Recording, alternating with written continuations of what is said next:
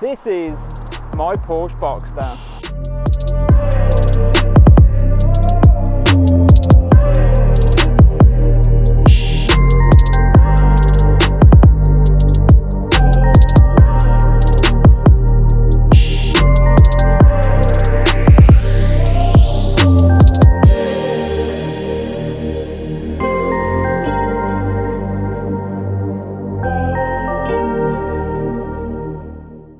So as you can see, the Porsche is still looking sorry for itself. We've got a broken headlight on the driver's side still. We've got a missing intake or cooling duct there for the radiator. The bumper's still missing. I can't find one of those that's decent, to be honest with you. We've got broken headlight this side. We've got broken air intake or air ram or cooling pipe, whatever you want to call it there. We've got indicators missing. We've got damage to the paintwork. We've got broken wipers. The roof still isn't the best, and it's got no motors on it. What else? Yeah, the rear tail light's broken on this side. No rear bumper. Missing spoiler. I've got one of those on order.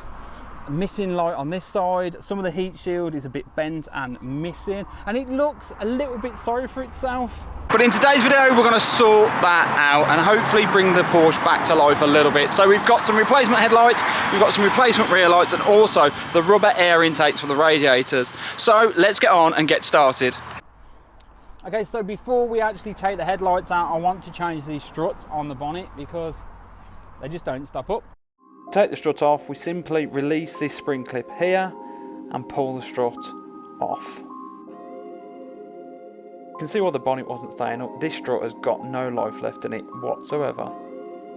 Fitting the new struts fairly straightforward. You reverse the process and then ensure that you put the spring clip back on. Do exactly the same for the driver's side. So now we've done the bonnet struts, let's get on and get rid of these damaged lights and also replace the two front air scoops for the radiators. To take these lights out, it's fairly straightforward. I'm using a 5mm socket on the release mechanism, and it simply releases the headlight and you can slide it out. Now Porsche provides you this tool in the toolkit, but unfortunately I don't have the toolkit, but the socket does the job.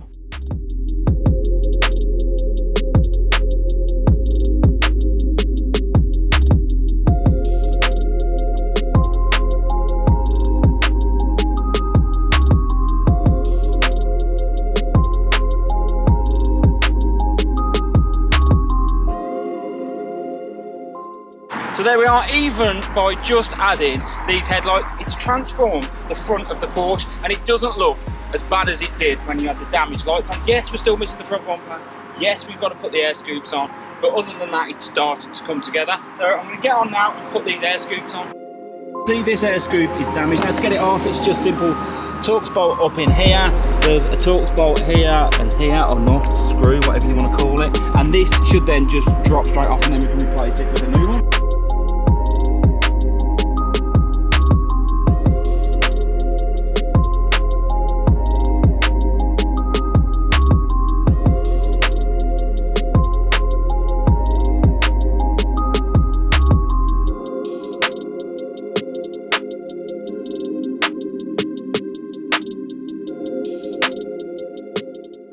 So as you can see, the radiator seems to be okay behind that airing duct.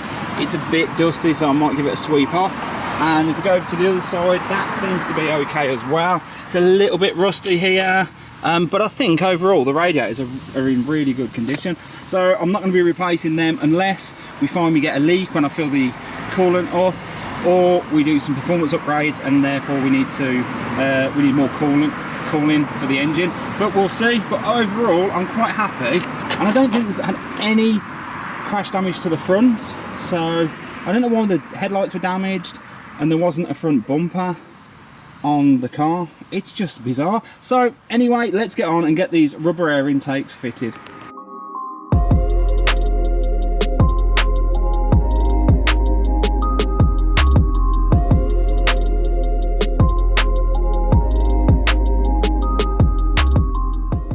Okay, so we've fitted both air intakes to the front. I've had to cheat because I haven't got enough screws. obviously because the car was in parts. So I've nicked 2 screws that were holding the passenger side air scoop on and used it on the driver's side, and I'm going to order some more screws so we can make sure that this is fitted securely and the passenger side one is fitted securely when we put the front bumper on. But now they're on, I think it's made a massive difference. Let's get on and change those rear lights. Before we move on to the back, I'm actually gonna test these front lights. Fingers crossed the alarm doesn't go off because the key isn't currently working for it, needs reprogramming. But let's test these lights out and see if they work.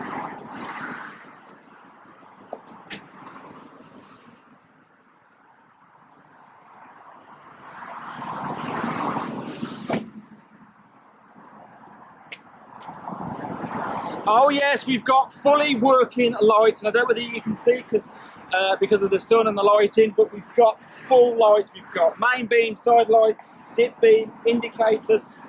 So that's another good job. So now it's time to tackle the rear lights, and these are really easy to do. So I got a replacement pair off the Porsche forums for around £175, and to take these lights out, it's straightforward. It's 4 bolts either side. Now, common theme with this car, driver's side hasn't got a light in, so there's no bolts. So I'm gonna have to steal some bolts from the passenger side just to get the lights in and then order some new parts. So yeah, let's get on and get them changed.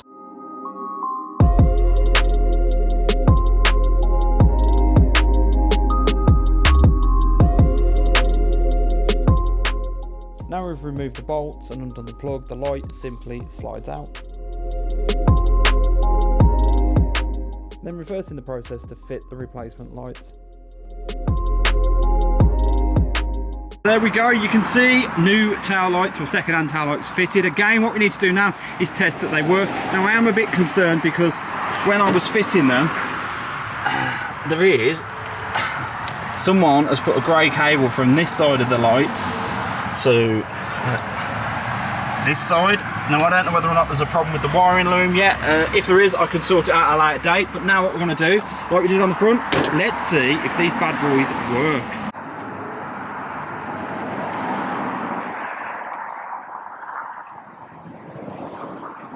There we go. Rear lights are working. That was a quick, simple job. I think we may have a problem with the 2 brake lights, and that's what that wire's for, but we'll investigate that at a later date. But we've got indicators and we've got side lights. So again, another great job on the Boxster.